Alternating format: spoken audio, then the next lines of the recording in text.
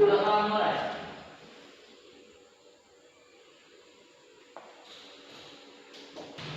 Baiklah, kita lanjutkan pembelajaran kita.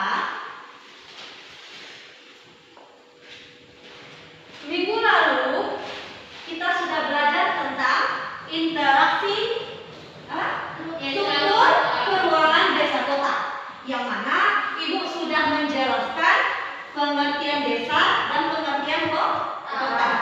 Siapa yang anak-anak Ibu yang masih ingat desa itu apa? Oke. Si Peti ya? Boleh juga ada cerita Peti? Desa adalah wilayah yang memiliki jumlah penduduk 2.500 jiwa dan mayoritas penduduk mata pencarian petani. Iya. Yang disebut dengan desa itu adalah wilayah yang memiliki jumlah penduduk kurang 2.500 dan mayoritas mata pencarian penduduknya bertani. Jadi apa kira-kira faktor yang menyebabkan terjadinya bertani? Karena di desa itu memiliki lahan yang luas. Sampai di sana anak-anak Ibu sudah paham ya? Kita lanjutkan materi minggu ini, yaitu tentang faktor-faktor interaksi desa kota. Boleh diperhatikan semua poin Ibu di depan.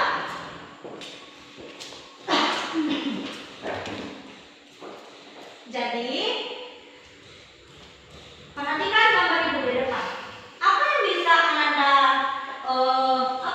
Anda lihat gambar di atas, dan apa pemikiran yang terpikir oleh Anda? Perbedaan antara kota dan Perbedaan antara desa dengan kota.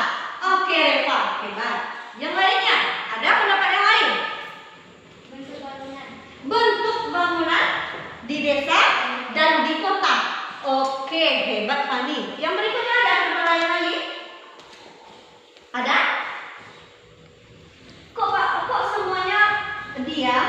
Kita belajar harus gimana? Harus rileks, semangat, dan harus selalu tersenyum. Coba tersenyumnya mana?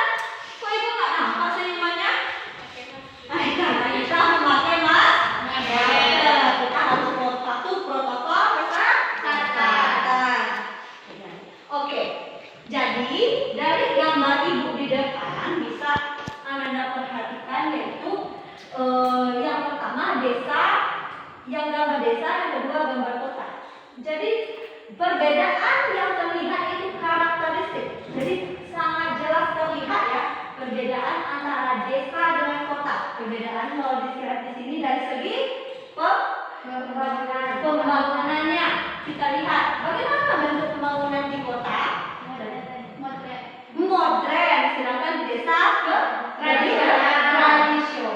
Pintar. Oke, boleh kita lanjutkan sampai salah paham? Iya. Yang kedua itu kompetensi dasar dan indikator pencapaian kompetensi.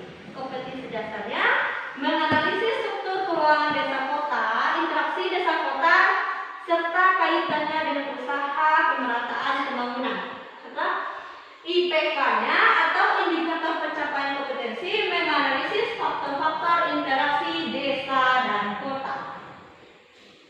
Jadi tujuan pembelajaran kali ini, jadi ada 1, 2, dan 3. Jadi yang pertama, melalui pengamatan gambar lingkungan sekitar, Ananda atau siswa dapat menganalisis struktur keuangan desa dan kota, interaksi desa dan kota, serta kaitannya dengan usaha pemerataan pembangunan dengan kritis dan percaya diri.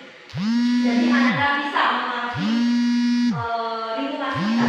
Yang kedua, melalui kegiatan interaksi pada buku pegangan dan bahkan ada, siswa dapat mengungkapkan makna interaksi desa kota. Yang ketiga, setelah melakukan pengamatan dan mengklasifikasikan, siswa dapat mempresentasikan hasil analisis struktur keuangan desa kota, interaksi desa kota, dan serta keterkaitannya dengan usaha pemerataan pembangunan.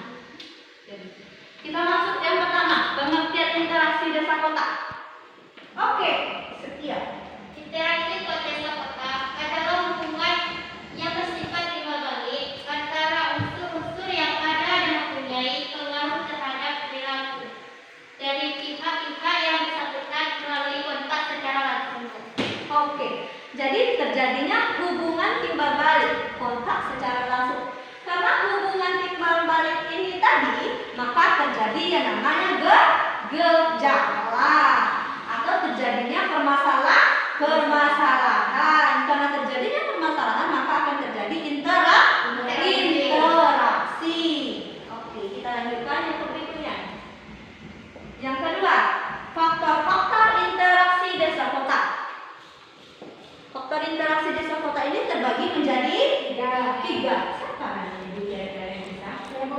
Oke, silakan Ani.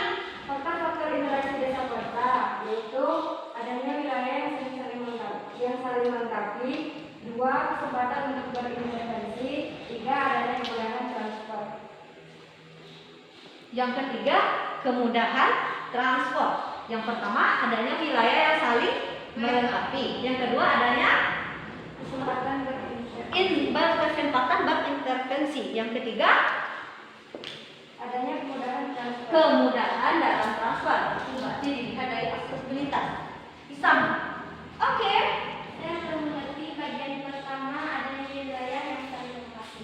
Bagian yaitu yang pertama. Satu yaitu adanya wilayah yang saling melengkapi. Siapa yang bisa Bu?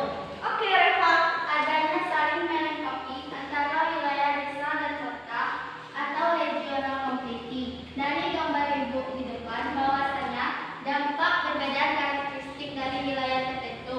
Contohnya masyarakat desa yaitu mata pencahariannya menggali pasir, sedangkan masyarakat kota yaitu membutuhkan pasir untuk membuat bahan pembangunan. Iya, bagus Reva. Jadi, sampai di sini adanya wilayah-wilayah yang saling melengkapi atau regional complementary atau artinya terdapat hubungan timbal balik. Jadi, perbedaan karakteristik antara wilayah satu dengan wilayah yang lain membuat atau menjadi terjadinya interaksi. Ibu contohkan gambar di depan. Jadi itu contohnya masyarakat desa yang bermata pencarian yaitu mengait, mencari atau apa itu anak? Menggali pasir. Sedangkan itu ada gambar yang sebelahnya, gambar gedung-gedung tinggi di kota yaitu kota apa? Padang. Jadi dari gambar yang di depan itu perbedaannya masyarakat kota membutuhkan pasir untuk pembangunan gedung-gedung tinggi tersebut. Apa yang dibutuhkan desa dan apa yang dibutuhkan desa? Yaitu yang dibutuhkan desa yaitu di kota adanya industri semen. Contohnya industri semen di kota Padang. Mana yang gue tahu? Industri semen di kota Padang. Industri apa? Semen Pak. Semen Padang. Jadi kita kalau membutuhkan semen untuk pembangunan, kita pasti membelinya dari kota Padang. Ada di sini, ada di desa kita ini produksi atau industri semen? Oh tidak, itu adanya di kota. Oke, jadi sampai di sana paham tadi Ani? Oke, kita bisa lanjutkan ya. Iya, yang berikutnya salah satu faktor interaksi desa kota adanya apa? Pasar. Kira-kira di pasar ini apa-apa saja yang Ananda nampak oleh Ananda? Apa saja yang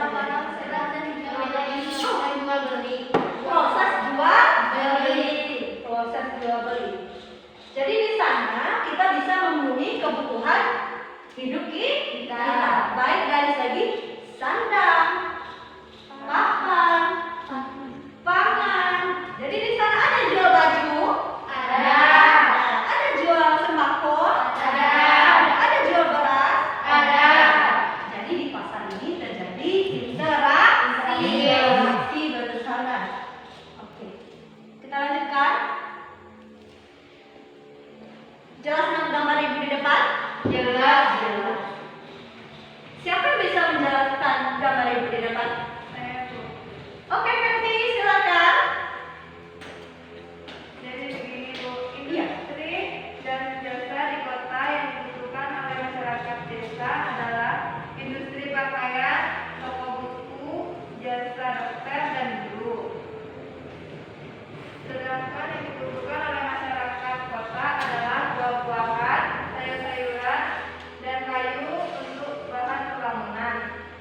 Iya. Udah Bu. Iya, terima kasih Fenty. Oke, jadi dari gambar Ibu di depan tadi kata Fenty interaksi keuangan desa dan kota. Jadi apa-apa macam-macam barang yang dibutuhkan oleh masyarakat desa yang bisa dihasilkan di kota. Yang pertama yaitu industri dan jasa. Jasa di sini ada yang pertama gambar dokter. Yang kedua ada guru. Yang ketiga ada industri apa Mas? Industri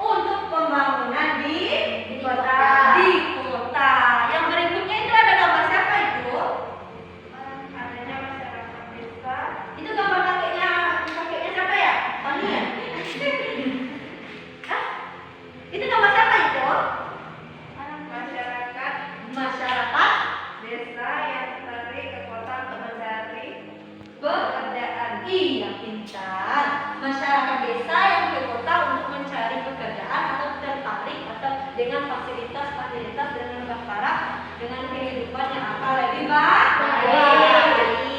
Jadi dari gambar di belakang sudah bisa kita simpulkan ya, interaksi keluarga desa dan kota saling membutuhkan satu sama lainnya. Oke, kita lanjut. Yang berikutnya, Ibu mau tanya dulu, sampai di sana anak-anak paham? Paham. Ada pertanyaan? Tidak. Bisa kita lanjutkan? Bisa. Ya, kita lanjutkan. Dampak interaksi desa kota. Oke, siapa yang bisa membantu? Iya, Raka. Silakan Raka. Dampak interaksi desa kota. Dampak positifnya bagi desa. 1. Meningkatnya cakrawala pengetahuan penduduk desa. Masuknya teknologi tepat guna ke desa. 2. Meningkatnya produksi lahan dan berdampak meningkatkan pendapatan masyarakat. Dan ada juga dampak positifnya bagi kota. 1. Kemajuan bidang transportasi yang menghubungkan desa dengan kota. Dan dampak negatifnya bagi desa dan kota. 1. Bagi desa, terjadinya penetrasi kebudayaan dari kota ke desa. Bagi kota, terjadinya kekurangan tenaga potensial di desa karena banyak yang berurbanisasi. Interaksi desa dan kota. Jadi sudah dijelaskan oleh Raka tadi, yaitu dampak positif dan dampak negatif. Nah, dampak positif, siapa yang bisa? Oke, Setia, bicarakan dampak positifnya. Yang dampak positif bagi desa. Oke. Terjadinya penetrasi kebudayaan dari kota ke desa. Terjadinya Penetrasi kebudayaan dari kota ke desa. kita contohkan seperti ini. Misalnya Raka ini mencat rambutnya, katanya dia mirip nanti seperti artis. Itu pengaruh dari interaksi kota ke desa enggak? Ya. Karena pengaruh teknologi tadi, Raka bisa menonton televisi dan dia melihat artis idolanya rambutnya warna-warni, maka Raka juga mencat rambutnya menjadi warna-warni. Itu pengaruh dari kota. Interaksi dari kota. Itu pengaruh negatif apa positif? Negatif. Jadi Raka sudah rambutnya nanti sudah seperti pelangi. Oke. Itu tadi dampak positif. Yang kedua dampak negatif. Terjadinya presentasi budaya, terjadi kekurangan tenaga potensial di desa. Jadi dampak negatifnya terjadinya karena banyaknya masyarakat yang tertarik ke kota, maka masyarakat yang potensial di desa akan kekurangan. Jadi masyarakat desa kekurangan SDM untuk mengolah sumber daya yang ada. Untuk pertemuan kali ini, kita belajar tentang interaksi desa kota. Untuk minggu besok kita belajar tentang struktur desa kota. Jadi silakan dipelajari sebelum kita belajar di rumah ya. Dan untuk kesimpulan pada pertemuan kali ini yaitu kita sudah belajar tentang pengertian interaksi desa kota tadi, faktor-faktor interaksi desa kota, dampak positif dan dampak negatif. Interaksi desa kota. Iya, zona